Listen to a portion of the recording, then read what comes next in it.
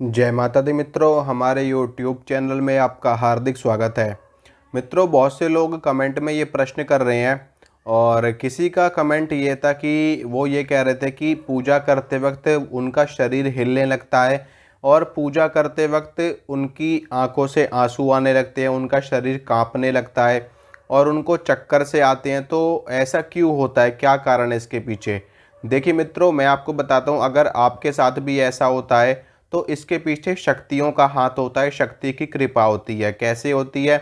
देखिए, अगर पूजा करते वक्त, मंत्रों का जाप करते वक्त, हवन करते वक्त या फिर आध्यात्मिक कोई भी प्रक्रिया क्रिया आप कर रहे हो, यहाँ तक कि जब आप किसी चीज़ का पाठ कर रहे हो या फिर गीता का पाठ कर रहे हो या फिर किसी भी मंत्र का जाप कर रहे हो, पूजा कर रहे हो, आरती कर रहे हो, भजन गा रहे हो भगवान के, उनकी अरदास लगा रहे हो या कुछ भी ऐसी आध्यात्मिक प्रक्रिया आप कर रहे हो और उसको करते टाइम आपको चक्कर से आने लगे, आपके सिर में दर्द होने लगे, आपका शरीर भारी भारी सा होने लगे, आपकी आंखें भारी भारी होने लगे या फिर आपकी आंखों से आंसू बहने लगे या फिर आपको उल्टी जैसा मन होने लगे, बेचैनी होने लगे, घबराहट होने लगे, अगर ये सारी चीज़ें आपके साथ में हो रही हैं, पूजा पाठ करते वक्त शरीर में भारी भारीपन लग रहा है, कोई ऐसा आपको महसूस हो रहा है जैसे कोई शक्ति आपके शरीर में प्रवेश कर रही है, आपका खेलने का मन कर रहा है, तो निश्चित रूप से ये जितने भी लक्षण मैंने आपको बताए हैं, ये सभी के सभी लक्षण दैवीय लक्षण होते हैं, ईश्वरीय कृपा के लक्षण होते हैं, भगवत कृपा के लक्षण होते हैं, भगवती कृपा के लक्षण होते हैं। इसका मतलब साफ साफ ये होता है कि आप जिस देव या जिस देवी की पूजा पाठ कर रहे हैं, जिनकी आप साधना कर रहे हैं, उनकी सिद्धि आपको प्राप्त हो रही है या फिर हो चुकी है या होने वाली है निकट भविष्य में। ठीक है, और उनकी शक्ति का प्राकट्य आपके अंदर हो रहा है, उनकी शक्ति का जागरण आपके अंदर शुरू हो रहा है। ठीक है, ये सभी लक्षण वही हैं, उसी चीज़ के ये सारे लक्षण हैं। और ऐसे में क्या होता है कि लोग घबरा जाते हैं, लोग घबरा करके किसी न किसी ओझा के पास चले जाते हैं, सोखा के पास चले जाते हैं, भगत के पास चले जाते हैं, तांत्रिकों के पास चले जाते हैं। और ऐसे में क्या होता है कि वो तांत्रिक, वो ओझा सोखा उनकी शक्तियों को बांध देते हैं। ठीक है, जो लोग अच्छे होते हैं वो तो उनको सही रास्ता दिखाते हैं, लेकिन जो लोग बुरे होते हैं वो उनकी शक्तियों को बांध देते हैं और उनकी पूजा पाठ को बांध देते हैं। फिर उसके बाद में होता क्या है कि उनको उस तरह के लक्षण नहीं होते, यानी कि वो जो चीज़ उनके साथ में हो रही होती है वो सारी चीज़ें बंद हो जाती हैं और लोगों को ये लगता है कि हम तो अब बिल्कुल ठीक हो गए हैं, लेकिन वास्तव में वो ठीक नहीं हुए हैं।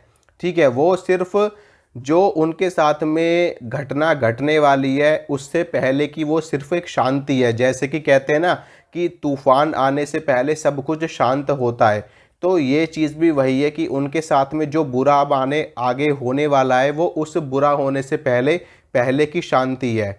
तो होता क्या है कि जब देवी देवताओं का कोई बंधन कर देता है या फिर हमारी पूजा पाठ साधना का, हमारी भक्ति का कोई बंधन कर देता है, तो उसके बाद में वो चीज़ हमारे शरीर पे घटने लगती है। यानी कि उसके बाद में क्या होगा, फिर आपको अपना शरीर बंधा बंधा महसूस होगा, आपका शरीर बहुत ही ज़्यादा टूटेगा, आपको हमेशा अपना शरीर बोझ की तरह लगेगा, आपका किसी काम में मन नहीं लगेगा, कोई भी काम करने की इच्छा नहीं करेगी, बिस्तर पे से आपको उठा नहीं जाएगा, आपके हाथों में दर्द होगा, आपके पैरों में दर्द होगा, आपके कंधों में दर्द होगा।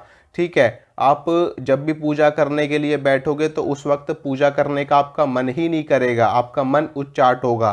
तो ये सारी चीज़ें आपके साथ में होनी शुरू हो जाएंगी। इसलिए कभी भी अगर आपको शक्ति के लक्षण दिखाई देते हैं तो किसी के पास मत जाना। अगर आप जाते हो तो आपको दुष्परिणाम का सामना करना पड़ सकता है। अगर जाना भी है आपको तो किसी सच्चे भगत के पास जाइए, अच्छे भगत के पास जाइए, जो आपकी सहायता कर सके, जो आपको सही मार्ग दिखा सके।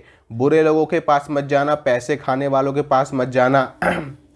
कितने लोग ऐसे हैं जो आपसे 20-20 हज़ार रुपये ले लेते हैं, 50-50 हज़ार रुपये ले लेते हैं, 1-1 लाख रुपए ले लेते हैं, 10-10 हज़ार रुपये ले लेते हैं और आपको बदले में ना तो कुछ सिखाते हैं, ना कोई शक्ति आपको देते हैं, बल्कि जो आपके पास होता भी है, जो आपका पुण्य होता है, जो आपकी शक्तियाँ होती हैं, उनको भी वो लोग बांध लेते हैं और अपने पास रख लेते हैं। तो ऐसे लोगों के पास जाने से बचना है आपको। ऐसे दुष्ट लोग ना तो कभी अपना कल्याण कर सकते हैं आने वाले समय में, ना ही आप लोगों का कल्याण कर सकते हैं। वो सिर्फ और सिर्फ आपको लूट रहे हैं, आपको धोखा दे रहे हैं, समाज को धोखा दे रहे हैं। लेकिन इसका जो बुरा रिजल्ट है, बुरा परिणाम है, उनको निकट भविष्य में देखने को मिलता भी है और उनके साथ में चीज़ घटित भी होती है। ठीक है, या तो उनकी कभी संतान ही उत्पन्न नहीं होती, क्योंकि जिस धन को वो संचय कर रहे हैं, जिस धन को वो बेईमानी के साथ में संचय कर रहे हैं, आने वाली संतान उनकी होगी ही नहीं। अगर हो भी चुकी है संतान तो उसका अहित हो जाएगा, उसका ऐसा घटना में वो ऐसी दुर्घटना उसके साथ घट सकती है कि खैर छोड़िए इन सब बातों को।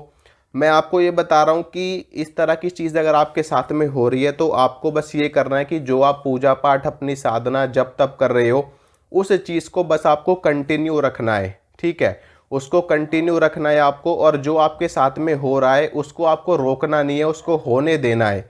ठीक है, भले से आपको कुछ भी फील हो, चक्कर आए, आपका खेलने का मन करे, आपको उबासियाँ आए, आंखों से आंसू आए और आपको आपका सिर में दर्द हो, भारीपन आपको महसूस हो अपनी आंखों में, तो होने दो, कोई दिक्कत नहीं। कुछ समय के बाद में ये चीज़ अपने आप ही ठीक हो जाती हैं। ठीक है, धीरे धीरे करके ये चीज़ अपने आप ठीक हो जाएगी और उसके बाद में शक्ति का साक्षात्कार आपको हो जाएगा। सिद्धि का जो जो और सिद्धि के लक्षण होते हैं, जो मैंने आपको पहले भी बताए सिद्धि के लक्षण, फिर वो लक्षण आपको दिखाई देने शुरू होंगे। जैसे कि आपकी थर्ड आई ओपन होनी शुरू हो जाएगी, आपका जो कंठ चक्र है, आपकी जो वाक् सिद्धि है वो आपको मिलनी शुरू हो जाएगी। ये सारी चीज़ें फिर आके होती हैं। जो ये लक्षण मैंने आपको बताया, ये शुरुआती लक्षण है, शक्तियों के लक्षण है, जहाँ से आपको आभास होना शुरू हो जाता है कि हाँ, अब शक्तियाँ हमें प्राप्त होनी शुरू हो गई हैं। और बाद में सिद्धि के लक्षण भी मैंने आपको बताए कि इसे सिद्धि के लक्षण है, वो सिद्धि के लक्षण आपको मिलने शुरू हो जाएंगे। तो ये सारी चीज़ें होती हैं। तो मित्रों, आपको बिल्कुल भी टेंशन नहीं लेनी है, बस आपको अपनी जो आप सेवा साधना पूजा पाठ कर रहे हो बस उनको आपको कंटिन्यू रखना है। ठीक है, धीरे धीरे करके ईश्वर की प्राप्ति आपको होगी और आपका कल्याण भी होगा, आपके परिवार का भी कल्याण होगा, साथ में आप समाज का कल्याण करने के भी योग्य बन जाओगे। तो आशा करता हूँ मित्रों, जो जानकारी मैंने आपको दी आपको अच्छी लगी होगी, आपको पसंद आई होगी। अगर मेरे द्वारा दी गई जानकारी आपको अच्छी लगती तो वीडियो को लाइक करना, वीडियो को शेयर करना, चैनल को सब्सक्राइब करना। इसी तरह की जानकारी मैं आपको लगातार देता रहूँगा। मिलूँगा आपसे अगली वीडियो में। जय माता रानी की।